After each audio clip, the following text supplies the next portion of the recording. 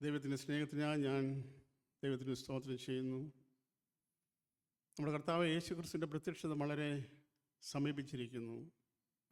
നൂറ്റാണ്ടുകളായി ലോകത്തിൽ അത് പ്രഖ്യാപിക്കുന്നതാണ്.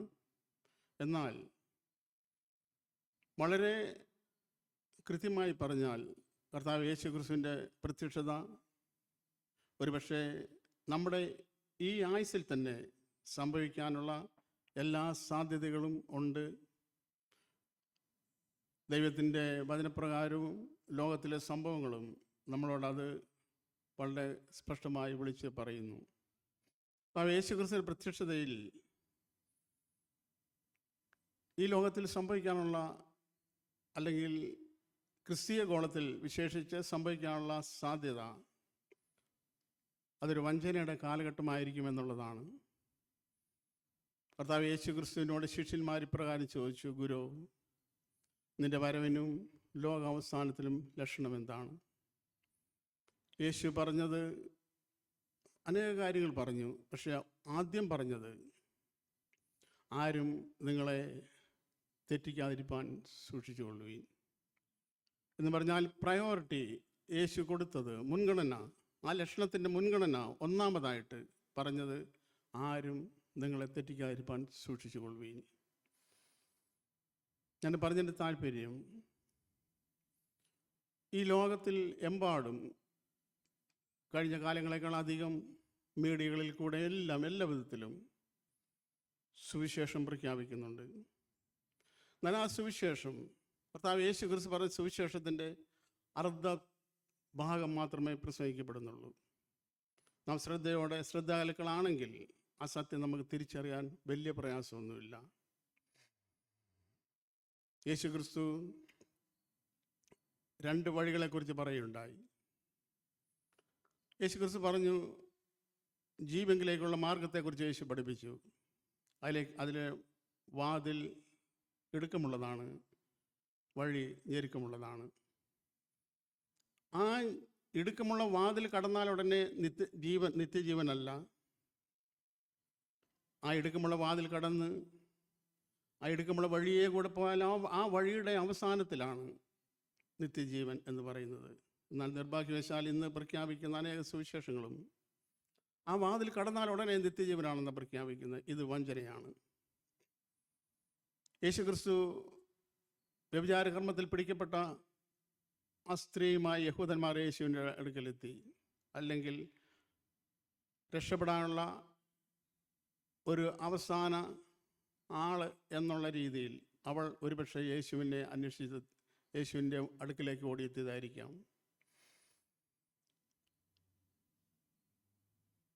ഏകദേശം അന്നേക്ക് 1500 വർഷങ്ങൾക്ക് അപ്പുറം മോശ മുഖാന്തരം യഹൂദന്മാർക്ക് കിട്ടിയ ന്യായപ്രമാണം, കല്ലെറിഞ്ഞ് കൊല്ലാൻ വേണ്ടി വിധിക്കപ്പെട്ട സ്ത്രീയുമായി യേശുവിൻ്റെ അടുക്കൽ എത്തിയ യഹൂദന്മാർ യേശുവിനോട് പറഞ്ഞു, മോശയുടെ ന്യായപ്രമാണം ഇവളെ കല്ലെറിഞ്ഞ് കൊല്ലാൻ വിധിച്ചിരിക്കുന്നു, നീ എന്ത് പറയുന്നു? അവർക്കറിഞ്ഞുകൂടാ, അവർക്ക് മനസ്സിലായില്ല. 1500 വർഷങ്ങൾക്കപ്പുറം മോശയ്ക്ക് ഈ ന്യായപ്രമാണം കൊടുത്തവനാണ് ഈ ഇരിക്കുന്നതെന്ന്. യേശു ഇപ്രകാരം പറഞ്ഞു, നിങ്ങളിൽ പാപമില്ലാത്തവൻ ഒന്നാമത് ഇവളെ കല്ലെറിയട്ടെ. മനസാക്ഷിയുടെ ആക്ഷേപ നിമിത്തം അവർ ഓരോരുത്തർ പിരിഞ്ഞു പോയി നാം വായിക്കുന്നു. യേശുവും ആ സ്ത്രീയും തന്നെയായി. യേശുവോട് ഇപ്രകാരം പറഞ്ഞു, ഞാനും നിന്നെ കുറ്റം വിധിക്കുന്നില്ല. കല്ലെറിയാൻ യോഗ്യനായ ഒരുവൻ മാത്രമേ ഉള്ളൂ, കർത്താവ് യേശു ക്രിസ്തു മാത്രം. യേശു പറഞ്ഞു, ഞാനും നിന്നെ കുറ്റം വിധിക്കുന്നില്ല. അത് നമ്മുടെ നീതീകരണമാണ്.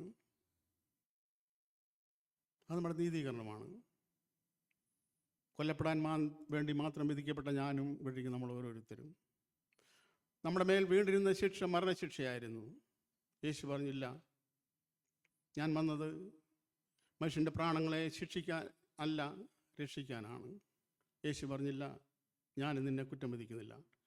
അടുത്തൊരു വ്യവസ്ഥ യേശു വെച്ചു, ഇനി പാപം ചെയ്യരുത്. ഈ കാര്യം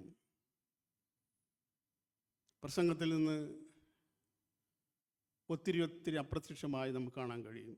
കൈപൊക്കിയാൽ ഉടനെ രക്ഷിക്കപ്പെട്ടു, ട്രാക്റ്റിൽ റിക്വസ്റ്റ് ഒപ്പിട്ട് കൊടുത്താൽ രക്ഷിക്കപ്പെട്ടു. ഞാനത് കുറ്റമായിട്ട് പറയുന്നതല്ല. യേശു പറഞ്ഞ് നിങ്ങൾ വഞ്ചിക്കപ്പെടരുത്. ഈ ഇടുക്ക് വാതിൽ കടന്നാൽ ഉടനെ നിത്യജീവനല്ല പ്രിയമുള്ളവരെ. അത് കഴിഞ്ഞ ഒരു ഇടുങ്ങിയ വഴിയാണ്. ആ ഇടുങ്ങിയ വഴിയുടെ അപ്പുറത്താണ്, ആ ഇടുങ്ങിയ വഴിയുടെ എൻഡാണ് നിത്യജീവൻ എന്ന് പറയുന്നത്. ഞാനിതിൻ്റെ കുറ്റം വിധിക്കുന്നില്ല, പക്ഷേ ഇനി പാപം ചെയ്യരുത്. ഞാൻ നമ്മുടെ മുമ്പിൽ ചിന്തിക്കാനിരുന്ന വിഷയം ഇതല്ല. സന്ദർഭവശാൽ ഞാനിത് പറഞ്ഞു എന്ന് മാത്രമേ ഉള്ളൂ. നമുക്ക് അല്പസമയത്തെ ചിന്തയ്ക്ക് വേണ്ടി ഒരു വാക്യം വായിക്കാം. റോമാലേഖനം 8-ാം അധ്യായം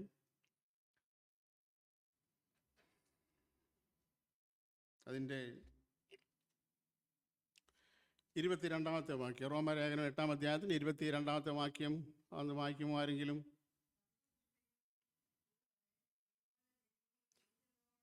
മതി. ഞെരുങ്ങിയല്ല സിസ്റ്ററെ, ഞരങ്ങി. സർവ സൃഷ്ടികളും. ഞാൻ സിസ്റ്റർ വായിച്ചതിൽ വളരെ സന്തോഷമുണ്ട്, നന്ദിയുണ്ട്. പക്ഷെ ദൈവവചനം വായിക്കുന്നത് മാത്രം നമ്മൾ വളരെ സ്പഷ്ടതയോടെ വായിച്ചാൽ കേൾവിക്കാർക്ക് മനസ്സിലാകും. അതിനുവേണ്ടിയാണല്ലോ നമ്മൾ വായിക്കുന്നത്. വളരെ ശ്രദ്ധിച്ച് വായിച്ചാൽ നല്ലതെന്നൊരു അപേക്ഷ ഉണ്ട്. എനിക്കും ഇങ്ങനെയൊക്കെ തെറ്റ് പറ്റാറുണ്ട്. അവിടെ എഴുതിയിരിക്കുന്നത് സർവ്വസൃഷ്ടിയും ഒരുപോലെ ഈറ്റുനോവോടെ ഞരങ്ങിക്കൊണ്ടിരിക്കുന്നു. ഗ്രോണിങ് എന്ന ഇംഗ്ലീഷ് വാക്ക് അതിനുപയോഗിക്കും. ഗ്രോണിങ്, ഒരു ഞരക്കം. ഇനി 8-ാം അധ്യായത്തിൻ്റെ 23-ാമത്തെ വാക്യമോ? അവിടെ ഇങ്ങനെ എഴുതിയിരിക്കും, ആത്മാവെന്ന ആദിദാനം ലഭിച്ചിരിക്കുന്ന നാമും നമ്മുടെ ശരീരത്തിൻ്റെ വീണ്ടെടുപ്പായ പുത്രത്തിന് കാത്തുകൊണ്ട് ഉള്ളിൽ ഞരങ്ങുന്നു. അപ്പം സർവ്വസൃഷ്ടികളും ഞരങ്ങുന്നു എന്ന് 22-ാമത്തെ വാക്യത്തിൽ വായിക്കുന്നു. 23-ാമത്തെ വാക്യത്തിൽ പറഞ്ഞിരിക്കുന്നു, ആത്മാവെന്ന ആദിദാനം ലഭിച്ചിരിക്കുന്ന നാമും നമ്മളുടെ ശരീരത്തിൻ്റെ വീണ്ടെടുപ്പായ പുത്രത്തിന് കാത്തുകൊണ്ട് ഉള്ളിൽ ഞരങ്ങുന്നു. 26-ാമത്തെ വാക്യമോ? അവിടെ എഴുതിയിരിക്കുന്നു, അവിടെ പറഞ്ഞിരിക്കുന്ന സബ്ജക്റ്റ് ഇതാണ്, വേണ്ടും പോലെ പ്രാർത്ഥിക്കേണ്ടത് എന്തെന്ന് നാം അറിയുന്നില്ലല്ലോ, ഞരക്കങ്ങളാൽ നമുക്ക് വേണ്ടി പക്ഷപാതം ചെയ്യുന്നു. അപ്പോൾ 3 ഞരക്കങ്ങളെ കുറിച്ചാണ് ഇവിടെ പ്രതിപാദിച്ചിരിക്കുന്നത്. 3 ഞരക്കങ്ങൾ. ഒന്ന്, എല്ലാ സൃഷ്ടിയും ഞരങ്ങുന്നു. രണ്ടാമത്, പരിശുദ്ധാത്മാവിനെ പ്രാപിച്ചവർ ആരുണ്ടോ അവർ ഞരങ്ങുന്നു. മൂന്നാമത്, പരിശുദ്ധാത്മാവ് തന്നെ ഞരങ്ങുന്നു. അപ്പം ഈ 3 ഞരക്കങ്ങളുണ്ട്. എന്തിനായി ഈ 3 കൂട്ടരും ഞരങ്ങുന്നത്? ഈ 3 കൂട്ടരും ഞരങ്ങുന്നുണ്ട്. പക്ഷേ ഈ 3 കൂട്ടരുടെയും ഞരക്കത്തിൻ്റെ കാരണം, ലക്ഷ്യം ഒന്നേ ഉള്ളൂ. ആ ലക്ഷ്യം ദൈവപുത്രന്മാർ എപ്പോൾ വെളിപ്പെടും. ദൈവപുത്രന്മാരുടെ വെളിപ്പാട് അവരെപ്പോഴാണ് പ്രത്യക്ഷമാകുന്നത്, അവരെപ്പോൾ വെളിപ്പെടും. ഇതാണ് ഈ ഞരക്കത്തിൻ്റെ കാരണം. ഇതുവരെ അവർ വെളിപ്പെട്ടില്ല, പക്ഷെ വെളിപ്പെടും. സർവ സൃഷ്ടികളും ഞരങ്ങാൻ തുടങ്ങിയിട്ട് ഏകദേശം 6000-ലധികം വർഷമായി. ആത്മാവെന്ന ആദിദാനം ലഭിച്ചിരിക്കുന്ന നമ്മൾ ഞരങ്ങാൻ തുടങ്ങിയിട്ട് ദൈവത്തിൻ്റെ പരിശുദ്ധാത്മാവിനെ എന്നാണോ ദൈവം നമ്മുടെ ഹൃദയത്തിൽ പകർന്നത്, യഥാർത്ഥത്തിൽ ദൈവത്തിൻ്റെ പരിശുദ്ധാത്മാവ് തന്നെ ആണെങ്കിൽ നമ്മുടെ ഉള്ളിലും ആ ഞരക്കം തുടങ്ങിയത് ദൈവത്തിൻ്റെ പരിശുദ്ധാത്മാവിനെ നമ്മുടെ ഉള്ളിൽ ദൈവം തന്ന അന്ന് മുതൽ ഒരു ഞരക്കം. ആ ഞരക്കം എനിക്ക് കർത്താവിനെ പോലെ ആ ഞരക്കം ഇതാണ്. പ്രാഥമിക സമയങ്ങളിൽ ആ ഞരക്കം ഇതായിരിക്കും. ഞാൻ ബൈബിൾ വായിച്ചപ്പോൾ, ദൈവവചനം വായിക്കുമ്പോഴൊക്കെ യേശുക്രിസ്തുവിൻ്റെ സ്വഭാവത്തെക്കുറിച്ചൊക്കെ പറയുമ്പോൾ എനിക്ക് പലതും മനസ്സിലാകുന്നുണ്ട്. പക്ഷെ എൻ്റെ ജീവിതത്തിൽ എനിക്കങ്ങനെ കഴിയുന്നില്ലല്ലോ. യേശുക്രിസ്തു സ്നേഹിച്ച പോലെ എനിക്ക് സ്നേഹിക്കാൻ കഴിയുന്നില്ല. യേശുക്രിസ്തു കാര്യങ്ങളെ നോക്കിക്കണ്ടതുപോലെ എനിക്ക് നോക്കി കാണാൻ കഴിയുന്നില്ല. യേശുക്രിസ്തു ജീവിച്ച പോലെ, നടന്ന പോലെ, ചിന്തിച്ചതുപോലെ, പ്രതികരിച്ചതുപോലെ എനിക്ക് പറ്റുന്നില്ല. എനിക്ക് കഴിയുന്നില്ല. അങ്ങനെ ഒരു വേദന ദൈവത്തിൻ്റെ പരിശുദ്ധാത്മാവിനെ പ്രാപിച്ചവരുടെ ഉള്ളിൽ ഉണ്ടാവും. അവരെപ്പോഴും തട്ടിച്ചു നോക്കുന്നത് യേശു ക്രിസ്തുവുമായിട്ടാണ്. അവരെ നടത്തുന്ന പാസ്റ്ററെയല്ല, അച്ഛനെയല്ല, മറ്റേ ആരെയും, പൗലോസിനെയല്ല, പത്രോസിനെ ആരെയല്ല. അവർ തട്ടിച്ചു നോക്കുക യേശു ക്രിസ്തുവിനാണ്. കാരണം സ്വർഗത്തിലേക്കുള്ള നമ്മുടെ പ്രവേശനത്തിൻ്റെ അളവുകോൽ മനുഷ്യരാരുമല്ല, കർത്താവ് യേശു ക്രിസ്തുവാണ്. ആ യേശു ക്രിസ്തു എന്ന അളവുകോൽ വെച്ചിട്ടാണ് ദൈവം ഓരോരുത്തരെയും അളന്ന് നോക്കുന്നത്. അതിന് എത്രത്തോളം കുറവുണ്ട് എന്നാണ് ദൈവത്തിൻ്റെ പരിശുദ്ധാത്മാവ് നമ്മളെ കാണിക്കുന്നത്. പക്ഷെ ഇങ്ങനെ ഉള്ളവർ അവരുടെ ഉള്ളിൽ പിന്നൊരു ഞരക്കം തുടങ്ങും. എൻ്റെ ആത്മാവ് രക്ഷിക്കപ്പെട്ടു, അതുകൊണ്ട് ആത്മാവിൻ്റെ രക്ഷയ്ക്ക് വേണ്ടി ഇനി എനിക്ക് ഞരങ്ങേണ്ട കാര്യമൊന്നുമില്ല, ദൈവം അത് ചെയ്തു കഴിഞ്ഞു. എന്നാൽ എൻ്റെ ഈ ജഡമെന്ന് പറയുന്നത്, ജഡം എന്ന് പറഞ്ഞാൽ നമ്മുടെ ശരീരവും നമ്മുടെ സോള്, അഥവാ നമ്മുടെ സെൽഫ് സോൾ എന്നൊക്കെ ഇംഗ്ലീഷിൽ പറയുന്ന ഞാൻ എന്ന ആ ഭാവം, ഞാൻ, എൻ്റെ ശരീരവും ഞാനും കൂടെ കൂടിയ ഒരു ഗവൺമെൻറ്റാണ് ജഡമെന്ന് പറഞ്ഞാൽ. നാം ബൈബിളിൽ ചില സ്ഥലത്തൊക്കെ ശരീരം എന്ന അർത്ഥത്തിലും ജഡം എന്ന വാക്ക് മലയാളത്തിൽ ഉപയോഗിച്ചിട്ടുണ്ട്. അത് ബോഡി എന്നും ഫ്ലഷ് എന്നും ഉള്ള ഇംഗ്ലീഷ് പദം വെച്ച് പരിശോധിച്ചാൽ മാത്രമേ ആ വ്യത്യാസം നമുക്ക് അതാത് ഭാഗങ്ങളിൽ കണ്ടെത്താൻ വേണ്ട വിധത്തിൽ നമുക്ക് ആ അർത്ഥം ഗ്രഹിക്കത്തക്ക രീതിയിൽ കണ്ടെത്താൻ കഴിയത്തുള്ളൂ. പൊതുവിൽ ജഡമെന്ന് പറയുമ്പോൾ ആരൊക്കെയാ പറഞ്ഞ്, ഞാൻ വർഷങ്ങൾക്ക് മുമ്പ് എന്നോടൊരു കൂട്ടരിങ്ങനെ പറഞ്ഞു, അല്ലല്ല ജഡമെന്ന് പറഞ്ഞ ശരീരമാണെന്ന് പറഞ്ഞു. ഒരു രാത്രി ഏകദേശം ഒരു 11:30-12 മണി വരെ ഞങ്ങളൊരു വീട്ടിൽ പോയിട്ട് അവിടുത്തെ സഹോദരമായിട്ട് ഇങ്ങനെ, എൻ്റെ കൂടെ വേറെ സഹോദരനുണ്ടായിരുന്നു, നിങ്ങളെല്ലാം അറിയുന്ന സഹോദരനെ, പേര് ഞാൻ പറയാൻ താല്പര്യപ്പെടുന്നില്ല. അങ്ങനെ ഞങ്ങൾ സംസാരിച്ചുകൊണ്ടിരുന്നപ്പോൾ വളരെ ആധികാരികം എന്ന പോലെ അവർ പറഞ്ഞു, അല്ലല്ല ജഡമെന്ന് പറഞ്ഞാൽ ശരീരമാണെന്ന് പറഞ്ഞു.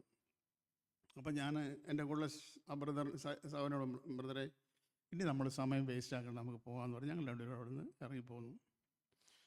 അപ്പം ഞാൻ പറഞ്ഞൊരു താല്പര്യം, നമ്മുടെ ആത്മാവ് രക്ഷിക്കപ്പെട്ടു, അതുകൊണ്ട് ആത്മാവിൻ്റെ രക്ഷയ്ക്ക് വേണ്ടിയുള്ള ഞരക്കത്തിൻ്റെ ആവശ്യമില്ല. ദൈവം യേശു ക്രിസ്തു മുഖാന്തരം ദൈവം നമ്മളെ നീതീകരിച്ചപ്പോൾ നമ്മുടെ ആത്മാവ് രക്ഷിക്കപ്പെട്ടു.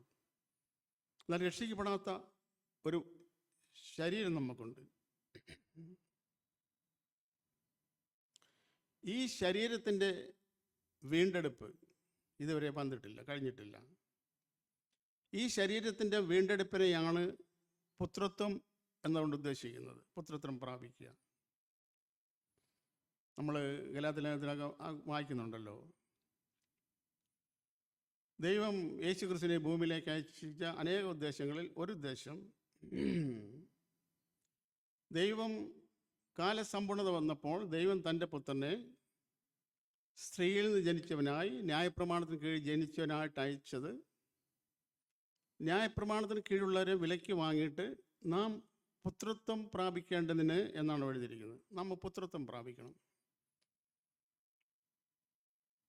ഒരു ഭവനത്തിൽ ഒരു കുഞ്ഞ് ജനിച്ചാൽ തീർച്ചയായും ആ ഭവനത്തിലെ എല്ലാ സമ്പത്തുകൾക്കും സ്വത്തുക്കൾക്കും ആ കുഞ്ഞ് അവകാശിയാണ്. എന്നാൽ ആ കുഞ്ഞ് വളരാതിരിക്കുവാണെങ്കിൽ, അല്ലെങ്കിൽ എന്നും ശൈശവപ്രായത്തിൽ തന്നെ ഇരിക്കുവാണെങ്കിൽ,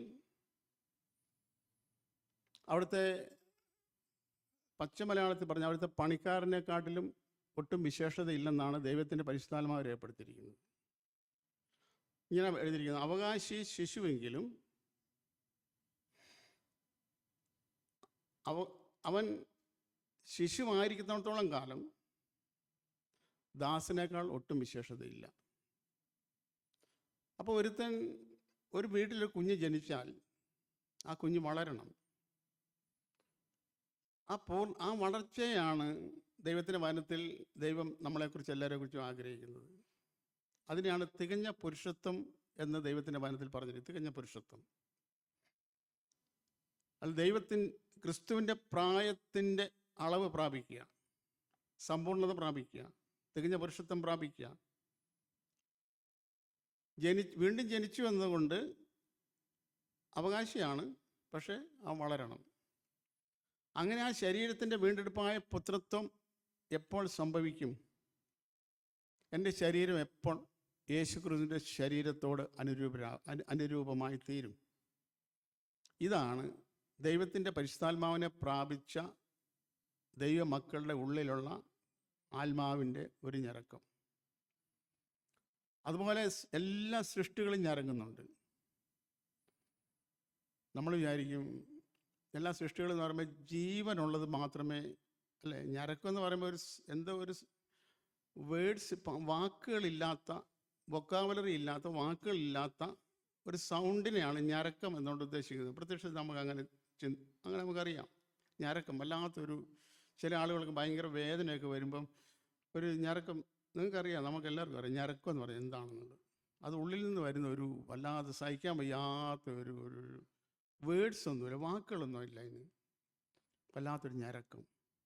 ഇങ്ങനൊരു ഞരക്കം അത് സചേതന ജീവനുള്ള വസ്തുക്കൾക്ക് മാത്രമല്ലേ അതുണ്ടാകത്തുള്ളൂ?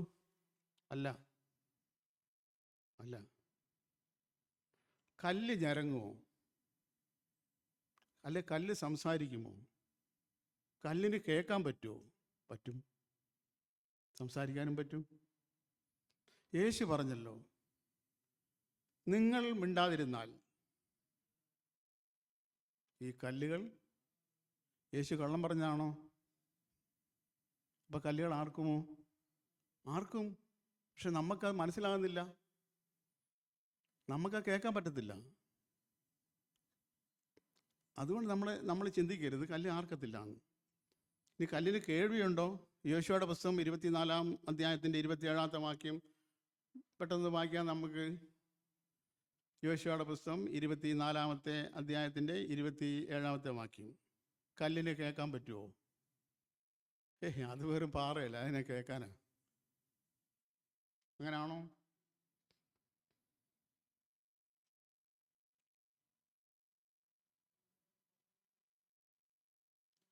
യോശുവ 24-ന്റെ എടുത്തവരൊന്ന് വായിക്കുമോ?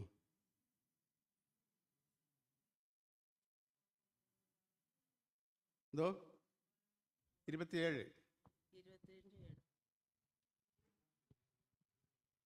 ഇതാ ഈ കല്ല് നമുക്ക് സാക്ഷിയായിരിക്കട്ടെ. അത് യഹോവ നമ്മോട് കൽപ്പിച്ചിട്ടുള്ള വചനങ്ങളൊക്കെയും കേട്ടിരിക്കുന്നു. മതി. കല്ലിന് കേൾക്കാൻ പറ്റുമോ എന്നുള്ളതാണ് നമ്മുടെ സബ്ജക്റ്റ്. കേൾക്കാൻ പറ്റും എന്നുള്ളതാണ് നമ്മൾ തെളിയിക്കുന്നത്. അപ്പോൾ ഇവിടെ യോശുവ എന്താ പറയുന്നത്? യോശുവ പറയുന്നത് ദൈവം യഹോവ നമ്മളോട് കൽപ്പിച്ച വചനങ്ങളൊക്കെ ആര് കേട്ടിട്ടുണ്ട്? ഈ കല്ല് കേട്ടിട്ടുണ്ട്. അപ്പോൾ കല്ലിന് കേൾക്കാനും പറ്റും, വർത്താനം പറയാനും പറ്റും. ഞാൻ പറഞ്ഞത് സർവ്വ സൃഷ്ടികളും എന്ന് പറയുമ്പോൾ ജീവനുള്ള സൃഷ്ടികൾ മാത്രമാണ് എന്ന് ധരിക്കരുത് എന്ന് പറയാൻ വേണ്ടി പറഞ്ഞെന്ന് മാത്രമേ ഉള്ളൂ. സകല സൃഷ്ടികളും ഇന്ന് വരെ ഒരുപോലെ ഈറ്റിനോടെ ഞരക്കിക്കൊണ്ടിരിക്കുന്നു. അവരുടെ ഞരക്കത്തിൻ്റെ ഒറ്റ കാര്യമുള്ളൂ, ദൈവപുത്രന്മാരെപ്പം വെളിപ്പെടും. ദൈവപുത്രന്മാർ ഇനിയിപ്പോൾ രണ്ടാമത് നമ്മൾ ചിന്തിക്കാം, ദൈവപുത്രന്മാർ എപ്പോഴാണ് നിർത്തണ്ടേ?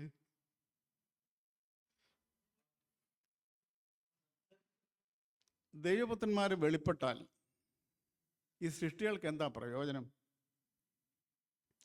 ഈ സർവ സൃഷ്ടികളും മായയ്ക്ക് കീഴ്പ്പെട്ടിരിക്കുന്നു. എല്ലാ സൃഷ്ടികൾക്കും ദ്രവത്വമുണ്ട്. ഒരു ഇരുമ്പ് പുറത്തിടുകയാണെന്ന് വെക്കുക, ഒരു 6 മാസം കഴിഞ്ഞ് നോക്കുമ്പോൾ അതിൽ തുരുമ്പ് പിടിച്ചിരിക്കും, നമുക്ക് കാണാം. തുരുമ്പ് പിടിച്ചിരിക്കും ഇരുമ്പിൽ. എല്ലാത്തിനും എന്ത് സംഭവിച്ചു? ദ്രവത്വം സംഭവിച്ചു. കൊരിന്ത്യലേഖനത്തിൽ വായിക്കുന്നു, ഈ ദ്രവത്വമുള്ളത് അദ്രവത്വത്തെ അവകാശമാക്കണം. ഈ ദ്രവത്വമുള്ളത് അദ്രവത്തെ അവകാശമാക്കുന്ന ഒരു ദിവസം വരുന്നുണ്ട്. ഈ ദ്രവത്വം സംഭവിക്കാൻ കാരണം പാപമാണ്. പാപത്തിന് പ്രായശ്ചിത്തം വരുന്നൊരു ദിവസമുണ്ട്. നിങ്ങൾ വായിച്ചിട്ടുണ്ടാവും, നിങ്ങൾ എന്നേക്കാൾ വായനയിലും ദൈവന പഠനത്തിന് ഒട്ടും മോശക്കാരല്ല. അതുകൊണ്ട് മനുഷ്യൻ പാപം ചെയ്തപ്പോൾ ഈ പ്രപഞ്ചത്തിന് മുഴുവൻ മാറ്റം വന്നു. സഹോദരീ സഹോദരന്മാരെ, ഭയങ്കരമായ മാറ്റം വന്നു. നിങ്ങൾക്ക് തോന്നുന്നുണ്ടോ ദൈവം സൂര്യനെ സൃഷ്ടിച്ചപ്പോൾ ഇത്ര വെളിച്ചമേ സൂര്യനുണ്ടായിരുന്നുള്ളത്? അല്ല. ഇങ്ങനെ ദൈവത്തിൻ്റെ വചനത്തിൽ നാം വായിക്കുന്നു. ദൈവം യഹോവ ഇസ്രായേലിൻ്റെ അടിപ്പിണർ പൊറിപ്പിക്കുന്ന നാളിൽ ചന്ദ്രൻ്റെ വെളിച്ചം സൂര്യൻ്റെ വെളിച്ചം പോലെ ആയിരിക്കും. സൂര്യൻ്റെ വെളിച്ചം 7 പകലിൻ്റെ വെളിച്ചമായിരിക്കും. ഞാൻ പറഞ്ഞ് നിങ്ങൾക്ക് മനസ്സിലായെന്ന് വിചാരിക്കും. ദൈവത്തിൻ്റെ പ്രവചനത്തിലുള്ളതാണ്. അപ്പോൾ ഈ സൂര്യനും ചന്ദ്രനും നക്ഷത്രങ്ങൾക്കും ഈ പ്രപഞ്ചത്തിന് തന്നെയും സകല സൃഷ്ടിക്കും ദ്രവത്വം സംഭവിച്ചു. മനുഷ്യൻ്റെ പാപം. എൻ്റെ പ്രിയ സഹോദരി സഹോദരന്മാരെ, ഈ ദൈവം പറഞ്ഞ ഒരു ചെറിയ വാക്കെന്ന് നമ്മുടെ ദൃഷ്ടിയിൽ തോന്നുന്ന ആ വൃക്ഷത്തിൻ്റെ ഫലം തിന്നരുത്, തിന്നുന്ന നാൾ നീ മരിക്കും, ഒരു ചെറിയ വാക്കാണ്. ആ വാക്ക് ഇത്ര മാത്രം ഗൗരവമുള്ളതായിരുന്നെങ്കിൽ ദൈവത്തിൻ്റെ വാക്കുകൾക്ക്, വചനത്തിന്, പാപത്തെ നാം എങ്ങനെ നിസ്സാരവൽക്കരിക്കും? അത് കുഴപ്പമില്ല, അങ്ങനെയൊക്കെ എല്ലാം ചെയ്യുന്നല്ലേ. എൻ്റെ സഹോദരന്മാരെ, നമ്മൾ ഈ ഒരൊറ്റ കാര്യത്തിന് ഈ പ്രപഞ്ചത്തെ മുഴുവൻ ഇങ്ങനെ ആക്കാൻ കഴിഞ്ഞുവെങ്കിൽ പാപം അത്ര ഭയങ്കര ഭയാനകത്വമുള്ളതാണ്.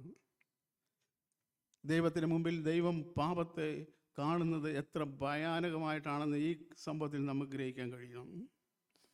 ഈ പ്രപഞ്ചം മുഴുവൻ മാറിപ്പോയി. പ്രപഞ്ചത്തിന് മാറ്റം സംഭവിച്ചു, ദ്രവത്വം സംഭവിച്ചു. എല്ലാ സൃഷ്ടിക്കും, കല്ലിനും മണ്ണിനും മരത്തിനും ഇരുമ്പിനും തുരുമ്പിനും എല്ലാത്തിനും, എല്ലാ സൃഷ്ടികളും ഒരുപോലെ ഈറ്റുനോവോടെ ഞരങ്ങിക്കൊണ്ടിരിക്കുന്നു.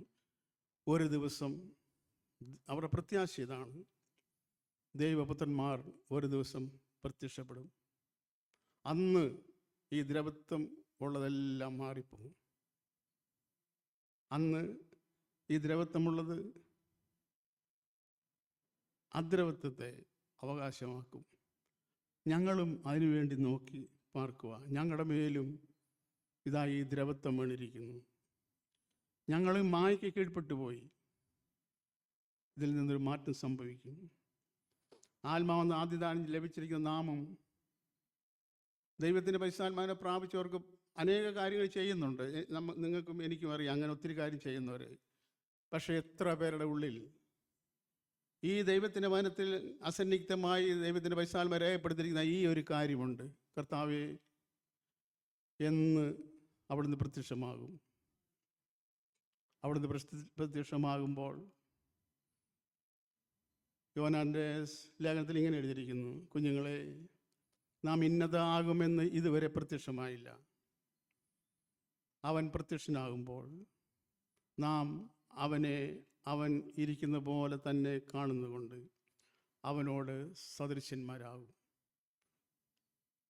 യേശുക്രിസ്തു പ്രത്യക്ഷപ്പെടുമ്പോൾ യേശുക്രിസ്തുവിനെ യഥാർത്ഥത്തിൽ യേശുക്രിസ്തു എങ്ങനെ ഇരിക്കുന്നു?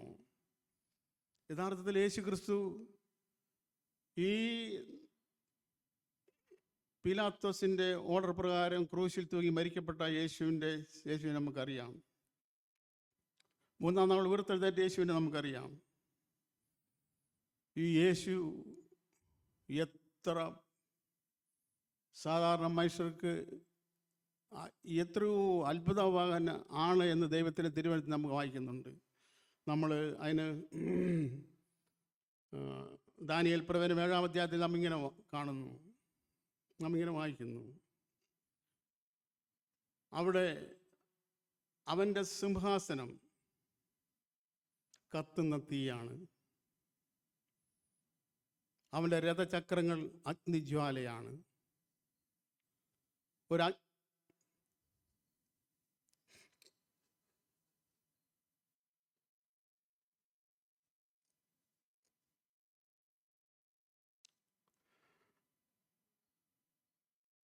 ഒരു അഗ്നി നദി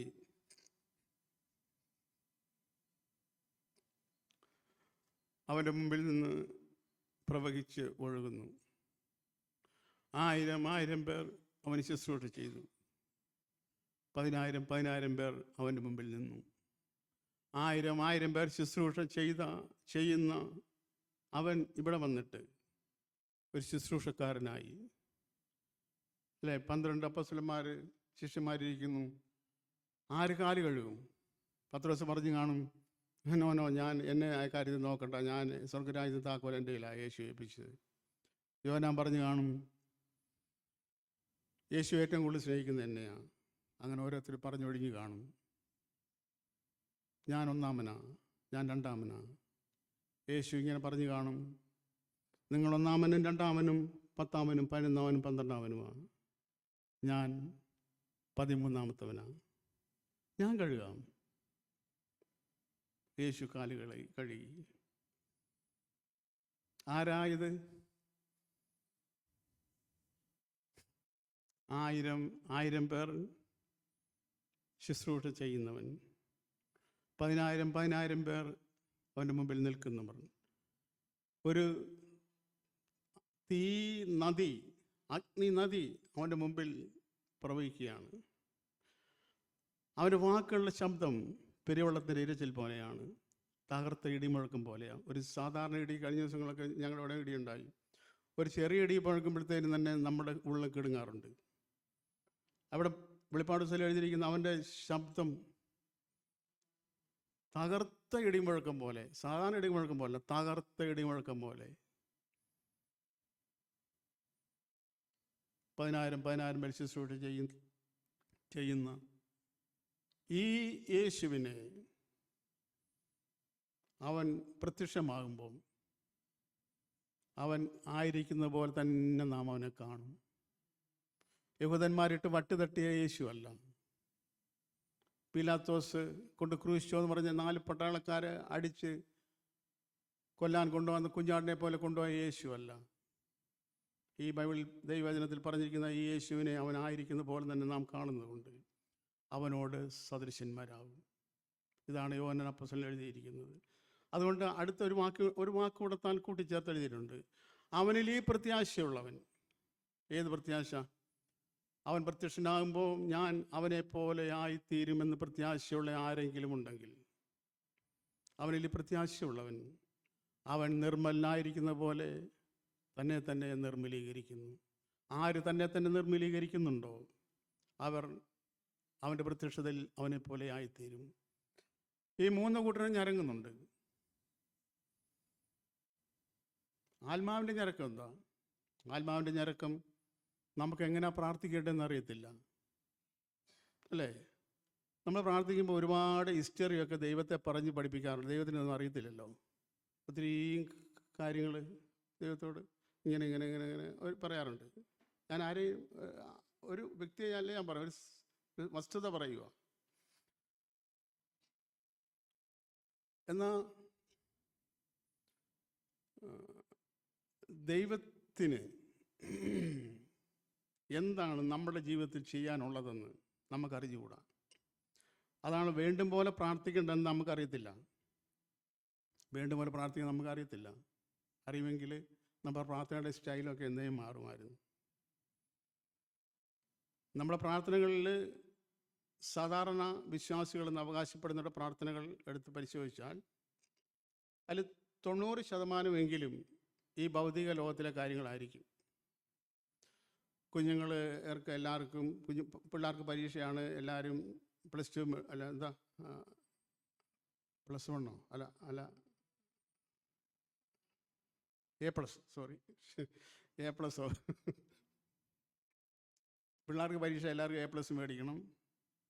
പിന്നെ മോക്ക് അഡ്മിഷൻ നേഴ്സിങ്ങിന് പോകണം, അഡ്മിഷൻ കിട്ടണം. നേഴ്സിംഗ് പാസ്സായ മോക്ക് UK പോകാൻ വിസ കിട്ടണം. ഇങ്ങനെ നീണ്ടുപോകും നമ്മുടെ ആവശ്യങ്ങൾ. അതുകൊണ്ടാണ് പരിശുദ്ധാത്മാവ് വേണ്ടും പോലെ പ്രാർത്ഥിക്കേണ്ടതെന്ന് നമുക്കറിയത്തില്ല. ഇതൊന്നും നമ്മുടെ ആവശ്യങ്ങളല്ലെന്നല്ല, തീർച്ചയായിട്ടും ഈ ലോകത്തിൽ ജീവിക്കുമ്പം ഇതെല്ലാം നമ്മുടെ ആവശ്യങ്ങൾ തന്നെ.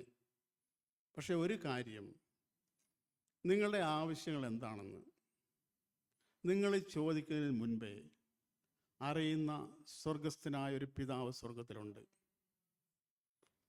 അതുകൊണ്ട് നിങ്ങൾ ചോദിക്കരുതെന്നല്ല, പക്ഷേ എന്താണ് നിങ്ങളുടെ ആഗ്രഹമല്ല, നിങ്ങളുടെ ആഗ്രഹം ഒന്നും തരാനിരിക്കുന്ന ദൈവമല്ല സ്വർഗത്തിലെ ദൈവം.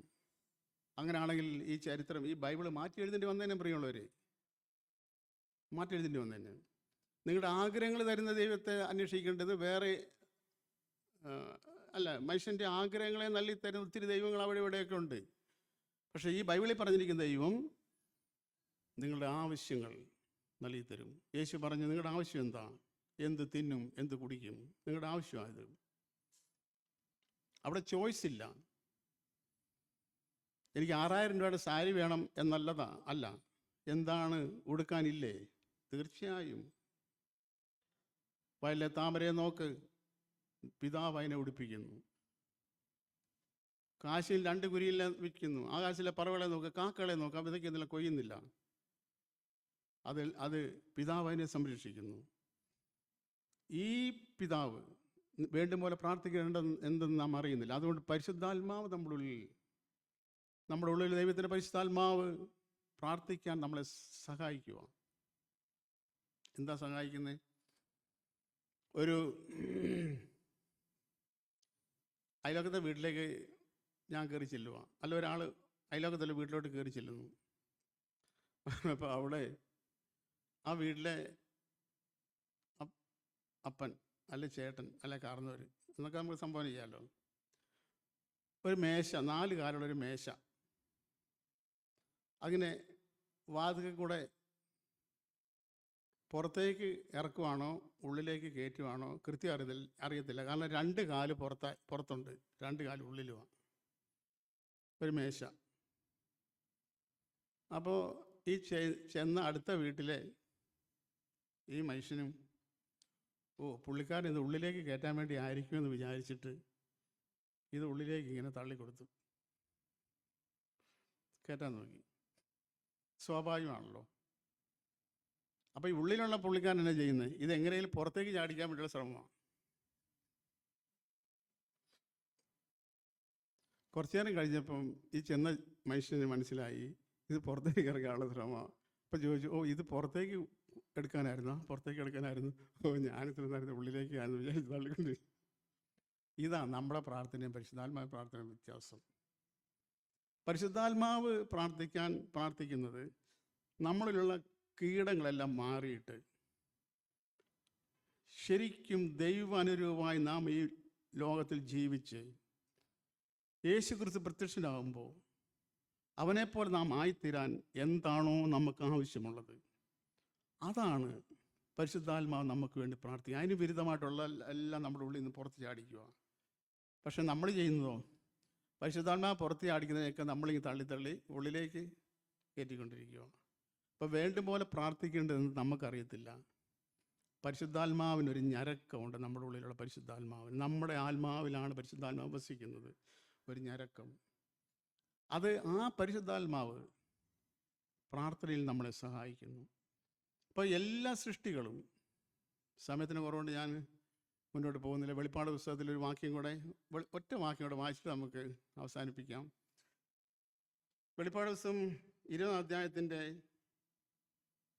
5-ാം അധ്യായത്തിൻ്റെ 13-ാമത്തെ വാക്യം എന്ന് നോക്കിയോ. വെളിപ്പാട് 5:13. എല്ലാ സൃഷ്ടികളും, മനുഷ്യൻ മാത്രമല്ല, 5:13, വെളിപ്പാട് 5:13.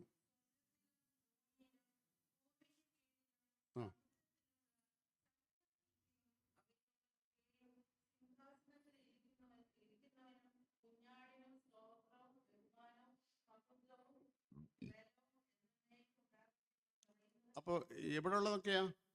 നമ്മൾ മനുഷ്യർ മാത്രമാണോ? അല്ല. സ്വർഗത്തിലും ഭൂമിയിലും ഭൂമിക്ക് കീഴിലും സമുദ്രത്തിലും ഉള്ള സമുദ്രത്തിൽ അധികമുള്ളത് മീനല്ലേ, മത്സ്യമാണ്. ആ മത്സ്യം പോലും, സമുദ്രത്തിലെ എല്ലാ ജീവികളും എന്താ, കുഞ്ഞാടിന് മഹത്വം കൊടുക്കുകയാണ്. എന്താ കാര്യം കുഞ്ഞാട് മഹത്വം കൊടുക്കാൻ? കാര്യം ഈ ദ്രവത്വമുള്ളതിനെ കുഞ്ഞാട് നീക്കിക്കളഞ്ഞു. ഈ ദ്രവത്വമുള്ളത് നീങ്ങിപ്പോയി. കുഞ്ഞാട് അതൊരു അദ്രവത്വം ആക്കി, ദ്രവത്വമുള്ളതിനെ നീക്കി അദ്രവത്വമാക്കി. വെളിപ്പാട് പുസ്തകം 20-ാം അധ്യായത്തിൻ്റെ ഒരു വാക്യത്തിൽ എഴുതിയിരിക്കുന്നു, 20:4. ഇതെന്നാണ് സംഭവിക്കുന്നത് ഒരു വാക്കോട് പറഞ്ഞിട്ട് നമുക്ക് നിർത്താം.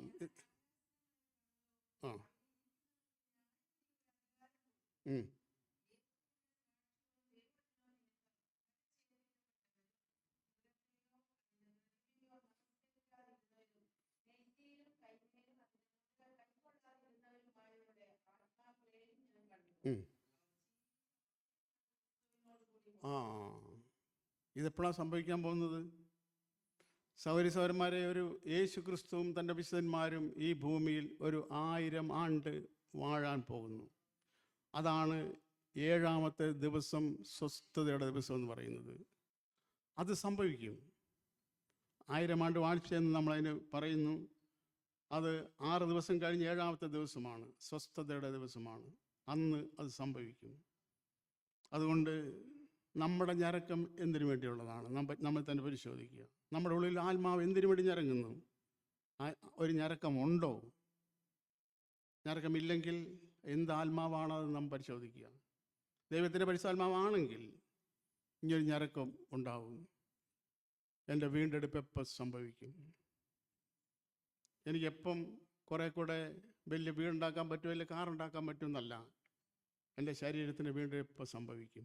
ഈ ഒരു ഞരക്കം നമ്മളിൽ ഉണ്ടാകുവാൻ ദൈവത്തിൻ്റെ പരിശുദ്ധാത്മാവ് നമ്മളെല്ലാവരും സഹായിക്കട്ടെ. ആമേൻ.